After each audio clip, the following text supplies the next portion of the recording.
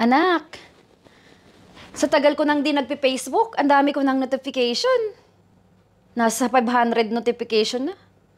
Tingnan ko nga tong wall ko kung anong mga balita dito. Oh! Yung classmate ko ng high school nasa Dubai na. Oh, kaka-proud naman to.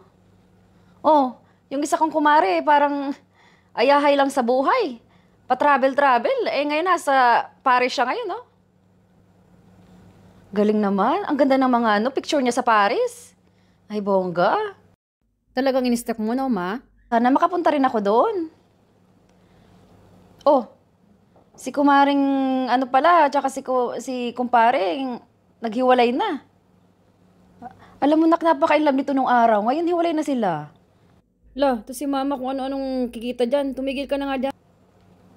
Ano pa bang mga balita ngayon? Oh, kaya minsan ayaw ko nag-o-open ng Facebook kasi ang dami-dami kong nakikitang chismis eh. Uy, sino tong Carlos Yulo? Nanalo ng 2 gold medal. Wow, ang galing. At ang mga premyo list. Oh, tingnan nga natin ang premyo list. Oh, Olympic gold medal. House and lot property sa Tagaytay. 20 million cash incentive. Galing sa athlete coach benefits and incentive act.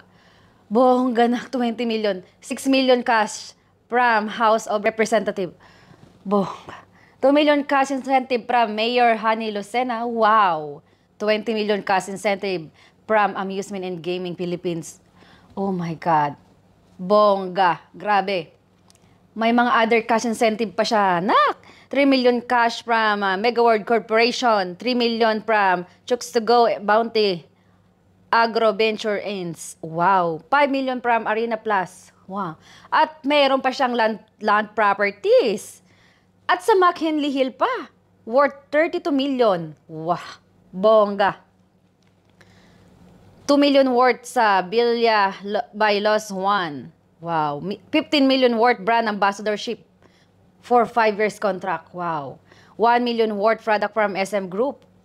Bongga, makakapag-shopping ka ng bongga. 100,000 worth furniture cash from Apollo Home Depot. Wow.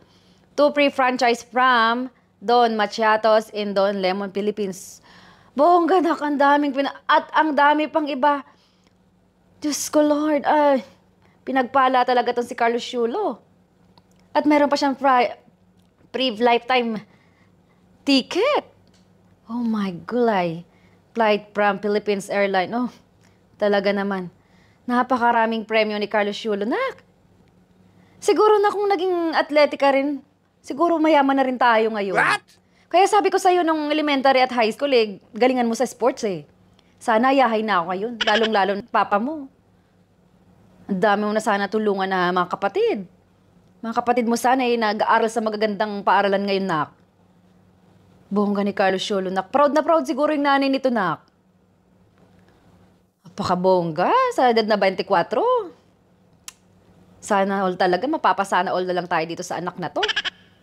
La, si mama para tong ba't mo kinukupra dyan kay Carlos Yulo?